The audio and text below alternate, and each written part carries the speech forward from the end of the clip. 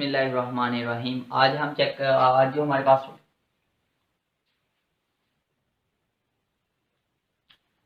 बिस्मिल्लाहिर्रहमानिर्रहीम आज जो हमारे पास टॉपिक है वो हमारे पास है is momentum and energy operator is Hermitian. हमने चेक करना है कि क्या हमारे पास जो एनर्जी या मोमेंटम ऑपरेटर होता है वो हमारे पास क्या है, हार्मिशियन ऑपरेटर है या नहीं है। इससे पहले वीडियो में हमने हार्मिशियन ऑपरेटर और हार्मिशियन एडजॉइंट ऑपरेटर को डिस्कस कर लिया है, तो उसी की हार्मिशियन की डेफिनेशन को अप्लाई करते हुए हम ये चेक करेंगे। तो हार्मिशियन की मैं जो डेफिनेशन है मैं वो अगेन लिख देता हूँ। हार्मिशियन ऑपरेटर यानी अगर ए हमारे पास कोई ए पर ऑपरेटर है, वो अगर हमारे पास जाई एम जाई एन ये किसके इक्वल आ जाए, अगर हमारे पास जाई एम ए ऑपरेटर जाई एन, और यहाँ जो हमारे पास ए ऑपरेटर पर है वो किसके बराबर आना चाहिए, ए ऑपरेटर क्या आना चाहिए। यहाँ हम इसे इस तरह भी लिख सकते हैं, ये हमारे पास एक तरह से हम लिख सकते हैं। सेकंड ये भी हम लिख सकते हैं कि जो हमारे पास ए ऑपरेटर जाई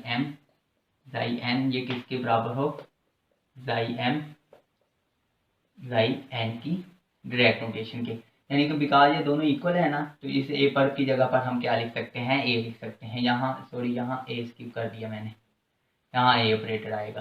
तो ये हमारे पास डेफिनेशन होती है हार्मिशियन ऑपरेटर की। अब हम मोमेंटम ऑपरेटर की डेफिनेशन लिखेंगे, एनर्जी ऑपरेटर की डेफिनेशन लिखेंगे, उस पर ये डेफिनेशन अप्लाई करेंगे। अगर ये डेफिनेशन होल्ड कर गई तो ये हमारे पास क्या होंगे, हार्मिशियन ऑपरेटर होंगे, अदरवाइज ये हमारे पास हार्मिशियन ऑपरेटर नहीं होंगे। तो चलिए सबसे पहले हम मोमेंटम को देखते हैं कि क्या हमारे पास मोमेंटम हार्मिशियन ऑपरेटर है।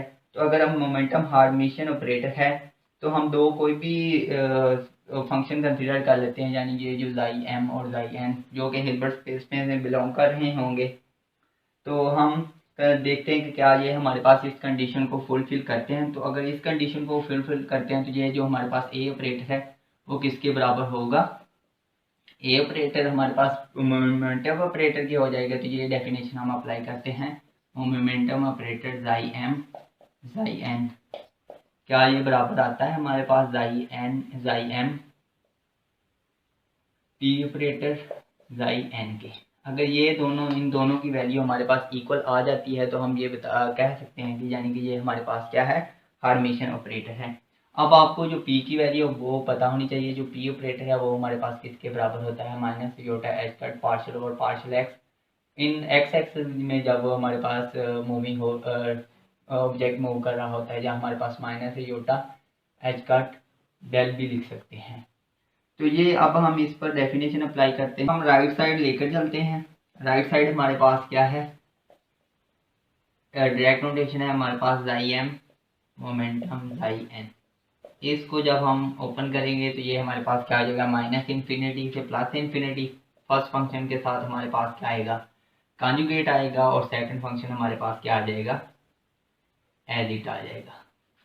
अब हमें पी की वैल्यू पता है, पी हमारे पास किसके बराबर है, जाई एम स्टार। पी की वैल्यू हमारे पास माइनस है iota h cut d partial over partial x psi n t x.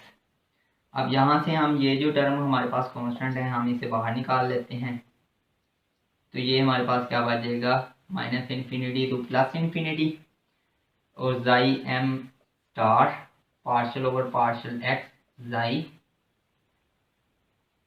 यानी कि जो first function psi m star यहाँ हमारे पास जाई एन होगा।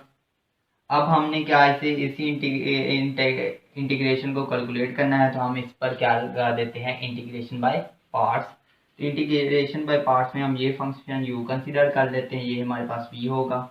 तो इंटीग्रेशन बाय पार्ट्स में माइनस से योटा एच कट, ये फर्स्ट फंक्शन एज इट आ जाएगा जाई एम स्टार। फर्स्ट फंक्शन की जब हम इंटीग्रेशन कैलकुलेट करेंगे तो ये हमारे पास आ जाएगा partial over partial x, integration के कैंसिल आउट होने के बाद हमारे पास बच जाएगा psi n minus infinity to plus infinity, इसकी लिमिट होगी minus integration minus infinity to plus infinity. अब फर्स्ट फंक्शन का हम पार्शियल डेरिवेटिव ले लेंगे with respect to x. First function हमारे पास क्या है, जाई एम स्टार, और सेकंड फंक्शन हमारे पास उसकी जब हम इंटीग्रेशन कैलकुलेट कर डेरिवेटिव इंटीग्रेशन आएगी साथ में, तो वो हमारे पास क्या बच जाएगा, जाई एन dx। ये सिंपली मैंने क्या लगाया है, इंटीग्रेशन बाय पार्ट्स का रूल अप्लाई किया है। अब चूंकि ये हमारे पास किस में बिलोंग कर रहे हैं, हिल्बर्ट स्पेस में, और ये हमारे पास क्या है, स्टेट फंक्शन, यानी कि m स्टार एंड n हमारे पास क्या है, r स्टेट फंक्शन। क्योंकि स्टेट फंक्शन हमारे पास क्या होते हैं, इंडिपेंडेंट ऑफ पाथ होते हैं। तो ये जो हमारे पास लिमिट पॉइंट होते हैं, यानी जो एंड पॉइंट होते हैं, उस पर हमें वैल्यू क्या देते हैं, 0 देते हैं। तो n of minus infinity, n of plus infinity, ये हमारे पास आंसर क्या होगा, 0। मतलब ये टर्म हमारे पास क्या हो जाएगी, 0 हो जाएगी। तो रिमेनिंग क्या बच जाएगा, माइनस जोटा h cut 0 minus infinity to plus infinity. अब ये जो पार्शल और पार्शल एक्स, ये हमारे पास रियल वैल्यूड ऑपरेटर होते हैं। तो हम इसे, क्योंकि ए कॉन्जुगेट ए के बराबर होता है इन रियल वैल्यू फंक्शन, तो हम इसे एज इट लिख सकते हैं कॉन्जुगेट की फॉर्म में। तो इसे m स्टार के साथ होल लिख देते हैं कॉन्जुगेट में, और साथ में हमारे पास n बच जाएगा।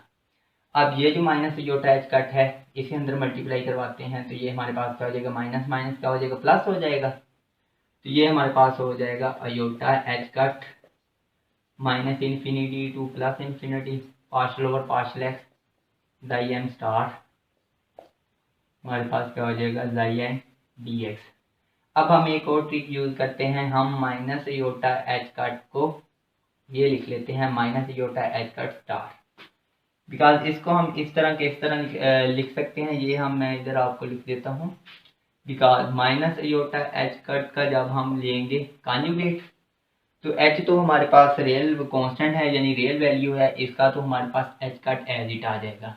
लेकिन माइनस योटे का जब हम कॉन्जुगेट लेंगे, तो माइनस योटे का कॉन्जुगेट क्या हो जाएगा, प्लस योटा। मतलब अगर हमारे पास अयोटा एच कट है, तो उसकी जगह पर हम क्या लिख सकते हैं, माइनस योटा एच कट का कॉन्जुगेट।